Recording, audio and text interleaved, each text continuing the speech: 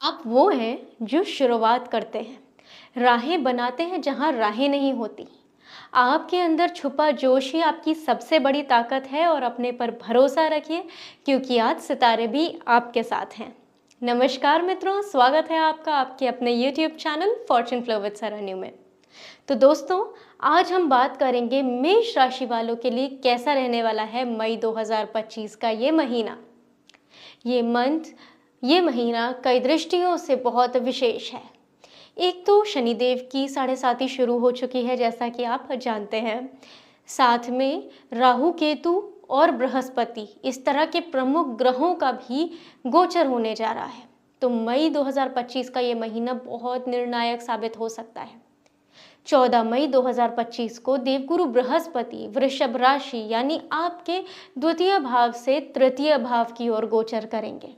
राहु आपकी कुंडली के 12वें भाव से निकल के 11वें भाव और केतु पंचम भाव में गोचर करेंगे। तो ये समय है जब जीवन के अनेक क्षेत्रों में कई नए परिवर्तन आपको देखने को मिलेंगे और साथ ही ऐसी अपॉर्चुनिटीज यानी अवसर भी मिलेंगे जिनसे आप लाइफ को चेंज होता हुआ पाएंगे।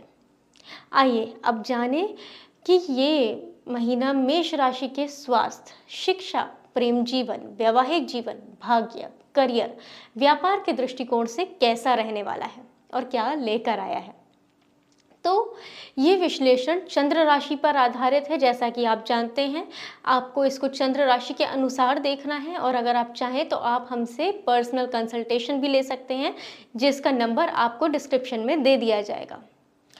तो अब बात करें स्वास्थ्य की, तो मेष राशि के स्वामी मंगल इस समय चतुर्थ भाव में नीच के होकर स्थित हैं, लेकिन केंद्र स्थान में होने के कारण इनकी ऊर्जा पूरी तरीके से क्षीण नहीं होती।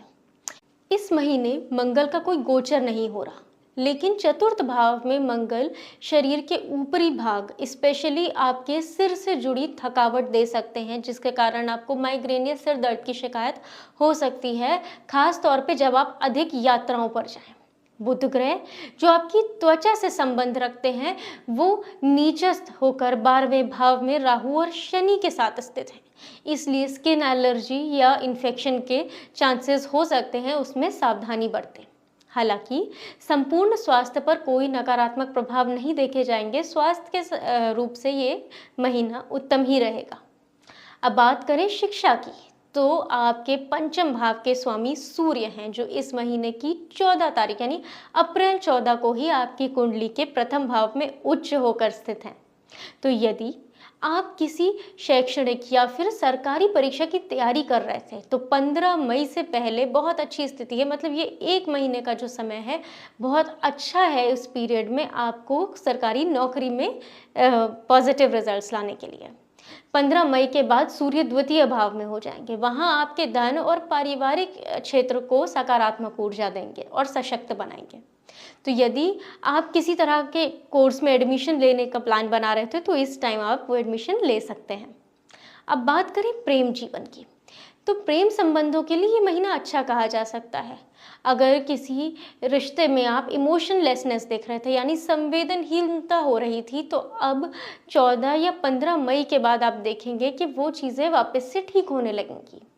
हालांकि उच्च सूर्य होकर प्रथम भाव में बैठे हुए हैं तो आपको कहीं ना कहीं ईगो इश्यूज दे रहे होंगे, आपकी तरफ से कुछ ना कुछ इस तरह की प्रतिक्रिया सामने वाले को मिल रही होगी जिसके कारण उसको ठेस पहुंच रही होगी, छोटी छोटी बातों पर गलतफहमी या बहस हो रही होगी। लेकिन इनको लेकर कोई गंभीर संकट की बात नहीं है, जैसा कि बताया ये सॉर्ट हो जाएंगी, सब चीज़ें नॉर्मल हो जाएंगी। अब वैवाहिक जीवन की बात करें तो सप्तम भाव के स्वामी शुक्र इस समय 12वें भाव में राहु के साथ उच्च स्थिति में है। तो ये गोचर दर्शाता है कि आप इस महीने जीवन साथी के साथ किसी लंबी यात्रा पर, स्पेशली धार्मिक स्थल पे या किसी विदेशी स्थान की यात्रा कर सकते हैं जहां आपके कल्चर के लोग नहीं रहते। यात्रा सुखद होगी लेकिन जीवन साथी का स्वभाव कुछ हद तक थोड़ा मूडी हो सकता है, थोड़ा अस्थिर या जिद्दी टाइप का फील कर सकते हैं आप, तो उसका आपको थोड़ा ख्याल रखना होगा। वैवाहिक जीवन में वैसे कोई बड़ा संकट देखता हुआ नहीं मिल रहा है, हल्की फुल्की नोकझोंक तो चलती ही रहती है। अब बात करते हैं भाग्य और करियर की, तो भाग्य यानी नवम भाव, इसके स्वामी बृहस्पति 15 मई के बाद तृतीय भाव में आएंगे। उनकी सप्तम दृष्टि पुनः भाग्य भाव पर ही पड़ रही है। ये भाग्य को जागृत करेगा, विशेष रूप से उन लोगों के लिए जो किसी नए कार्य की योजना बना रहे थे। उनके लिए कोई भी शुभ कार्य जैसे कि शादी, गृह प्रवेश या कार खरीदना, कोई भी व्यावसायिक स्तर में कुछ विस्तार करना, उन चीज़ों के लिए ये बहुत अशुभ होगा, क्योंकि गुरु की दृष्टि पड़ रही है। गुरु की नवम दृष्टि 11वें भाव यानी लाभ भाव पे पड़ रही है। तो इसमें ये योग बन रहा है कि आपको भाग्य का साथ मिलेगा और उसके साथ साथ आय में वृद्धि होगी, आपके डिजायर्स की फुलफिलमेंट होगी। दशम भाव के स्वामी शनिदेव इस समय 12वें भाव यानी राहु के साथ स्थित हैं। तो ये युति कभी कभी करियर में असंतोष, भ्रम की स्थिति बनाना या तनाव उत्पन्न कर सकती है। विशेषकर 18 मई तक आपको देखने को मिलेगा। इसलिए किसी भी तरह की जल्दबाजी में कोई निर्णय ना ले, नहीं तो काफ़ी समय के बाद आप देखेंगे कि वो आपको बहुत गलत रिजल्ट्स दे सकता है। 18 मई के बाद राहुदेव 11वें भाव में गोचर कर लेंगे, तब प्रमोशन आपको मिल सकता है। इस दिशा में आपको तरक्की देखने को मिलेगी और तब आप कोई भी बड़ा डिसीजन ले सकते हैं। विदेश से जुड़ा भी कोई कार्य करेंगे तो वो संभव है इस मंथ में कि वो अच्छे से हो जाए। अब व्यवसाय की बात करें तो ये महीना मध्यम स्तर का रहेगा। बुध की स्थिति थोड़ी कमजोर है, जो कि व्यापारिक निर्णयों को लेने में असंतुलन की स्थिति बना सकते हैं, परंतु शुक्र की उच्च स्थिति आपको चीज़ों को स्टेबलाइज कर देगी, मतलब बैलेंस आउट कर देगी। व्यापारिक आपको इस तरह के विचार आएंगे जिसमें आप अपने बिजनेस को एक नेक्स्ट लेवल पर ले जाना चाहेंगे, पर जो भी महत्वपूर्ण निर्णय लेने हैं वो 18 मई के बाद ही लेने हैं। अब बात करें उपायों की, तो क्या उपाय कर सकते हैं? शनिदेव का बीज मंत्र ओम प्रांग प्रींग प्रोंग सह शनिश्चराय नमः, इस मंत्र का 108 बार जाप करें शनिवार के दिन, बहुत लाभदायक होगा। हनुमान चालीसा का नियमित सोने से पहले पाठ करना है। सूर्य की बहुत अच्छी स्थिति आपके प्रथम भाव में बनी हुई है दोस्तों, तो सूर्य देव को प्रसन्न रखेंगे तो इस समय आपको बहुत शीघ्रता से आपकी लाइफ में पॉजिटिविटी देखने को मिलेगी। इसके लिए क्या करना है? सिंपल सा उपाय है, सुबह उठकर नहा धोकर सूर्य देव को तांबे के लोटे से अर्घ्य देना है। 12 बार अर्घ्य देना है।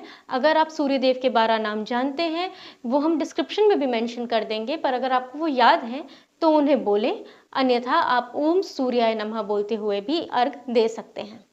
तो दोस्तों ये था मेष राशि वालों के लिए कैसा रहने वाला है मई 2025 का ये महीना। अगर आपको जानकारी उपयोगी लगी हो तो इस वीडियो को शेयर करें अधिक से अधिक लोगों के साथ। चैनल को सब्सक्राइब करके बेल आइकॉन को हिट करना ना भूलें, ताकि आपको हमारे सारे वीडियोस टाइम से मिल सके। मिलते हैं अगले वीडियो में, तब तक अपना ख्याल रखें। जय श्री राम।